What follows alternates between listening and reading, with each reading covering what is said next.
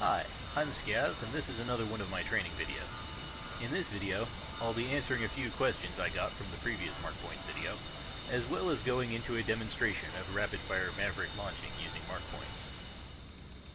The first question was whether Markpoints can be moved. Unfortunately, the answer is no.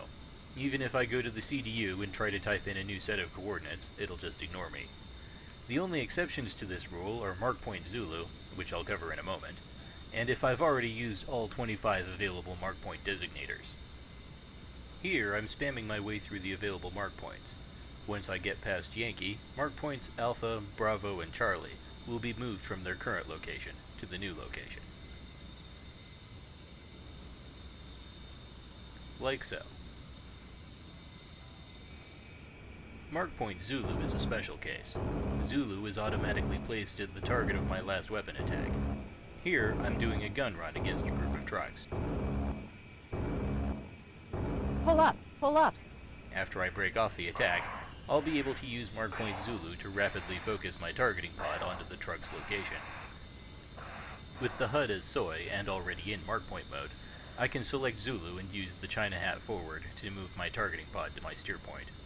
Once I've maneuvered to a point where the convoy is visible in the MFCD, panning the targeting pod around to examine the damage is easy, and I can plan my re-attack. Other uses might include reacquiring a target after having to make a defensive maneuver, or otherwise moving your SPI.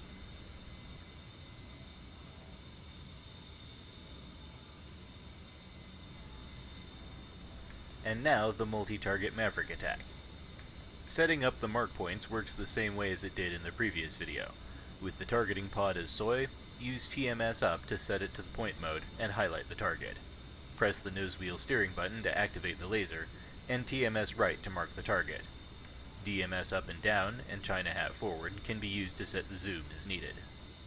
I also use the targeting pod's control page to turn the laser latch on, as seen here.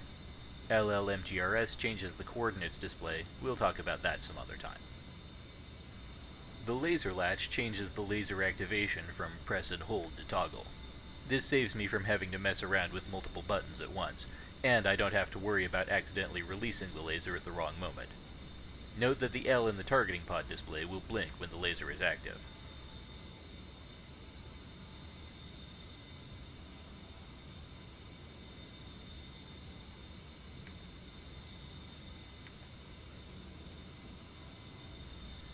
Now that all the targets are marked, I'll do a quick check to ensure the Markpoints are set properly. Moving the soy to the HUD, I'll use TMS down long to set the SPI to steer point, and use the UFC to activate Markpoint mode. China hat forward long will slave my sensors to the SPI, and DMS up and down with the HUD as soy will let me cycle quickly through the Markpoints while checking them in the targeting pod.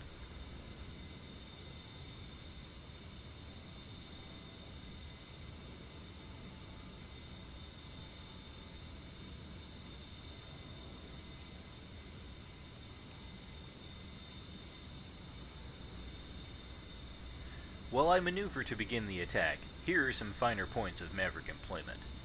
An important difference between Mavericks and JDAMs is that a JDAM will track a point in space designated when it's dropped and will not deviate, while the Maverick is locked onto a particular target. In other words, the JDAM will continue to attack the Markpoint even if the target gets out from under it, while a Maverick will follow the target itself in spite of the target's evasive maneuvers.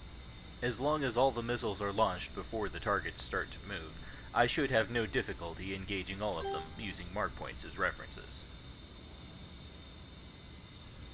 Another useful tip is that China hat forward short with the HUD as soy will transfer the soy to the Maverick.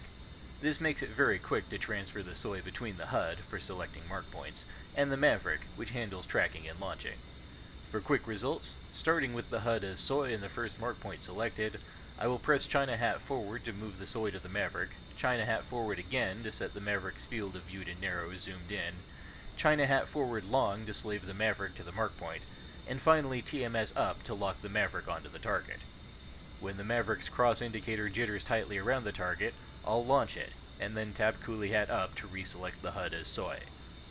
DMS up selects the next Markpoint, and then it begins again with the China hat returning soy to the Maverick. It's also important to announce rifle over the radio when firing. Otherwise, nearby allies might detect the missile launch and believe they're under attack.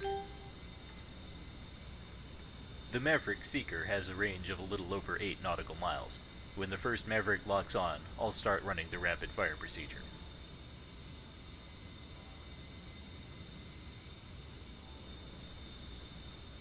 Rifle. Coolie hat, DMS, China hat, China hat, China hat, TMS, rifle. Coolie hat, DMS, China hat, China hat, China hat, TMS, rifle. And continuing on through all 6 missile launches.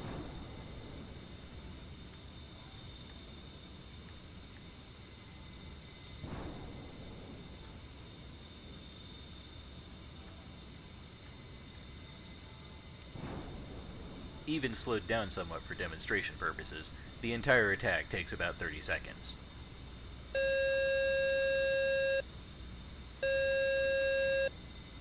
On the ground, 6 tanks are already dead. They just don't know it yet.